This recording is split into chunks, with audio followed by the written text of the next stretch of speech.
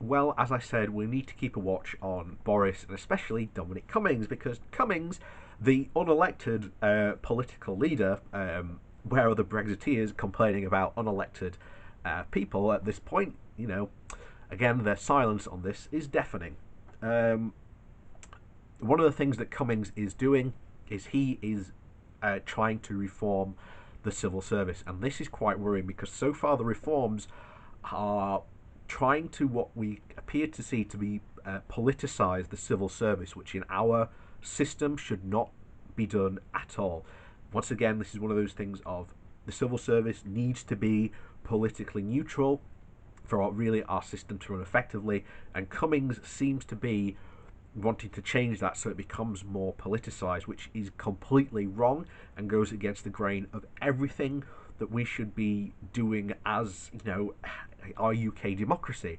Once again, where are the Brexiteers on quote preserving the UK democracy? They're nowhere to be found. It's not surprising why, because they were never for that anyway. It was just a convenient slogan for them. So,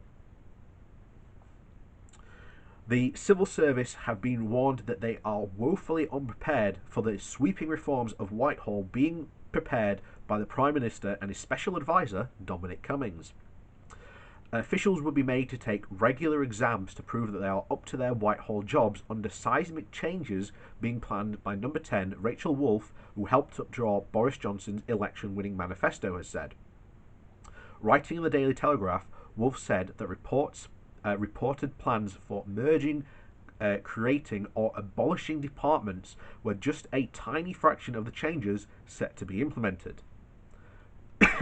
So, one of the things that we have to worry about is some of these departments were set up because we were in the EU and help monitor stuff like workers' rights, environmental protections, and so on and so on. So we have to be careful that certain departments are not just swept away, because that's what's certainly certainly looking like it's going to. And one of the things that we've constantly said is these people are going to take away rights and abilities that are crucial to you having your rights. So how do you complain about your job conditions if there's no government department to complain to? you know, you're left out on a loop there then. And this is what has been their plan all along. We've told you so from the very beginning, but apparently you weren't interested in listening. But as these things come to pass, we can just sit there and just say, "We told you so." And I have said numerous times, there's going to be a lot of people that are going to have a massive pill to swallow on saying that they were wrong for wanting to leave the EU.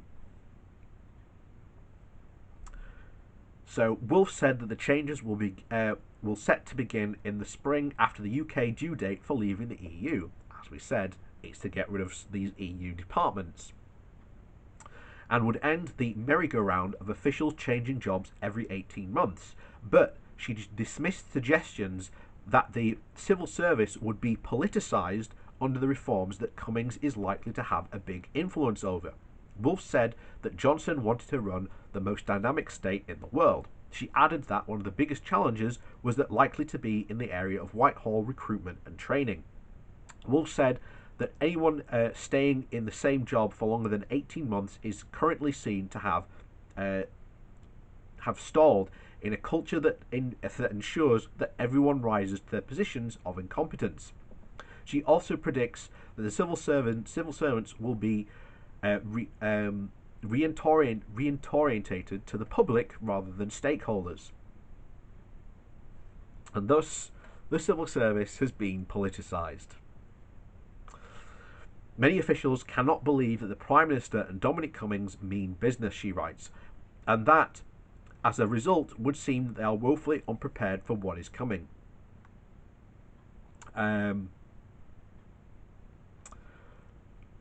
It's massively worrying, because if you politically control the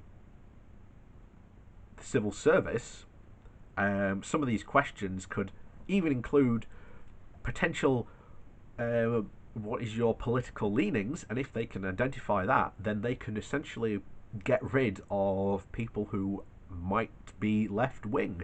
And then you have a situation of, what if you've got a Labour government but a Conservative political civil service?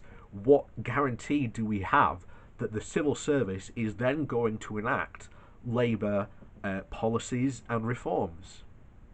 And that's why you should not politicise the civil service, because it is absolutely a power grab and a power move. And once again, these are the types of things that the Brexiteers and the people who campaigned for leave were constantly worrying about, saying, "Oh, there's this, all these problems," and they weren't really there. They weren't problems, and now you have them putting that exact same operation into UK politics. You have a massive problem, and once again, as I said many years ago, well, yeah, when all this stuff starts to happen, these Brexiteers are not going to be with us, even though they say that this is what they're against. But there you go.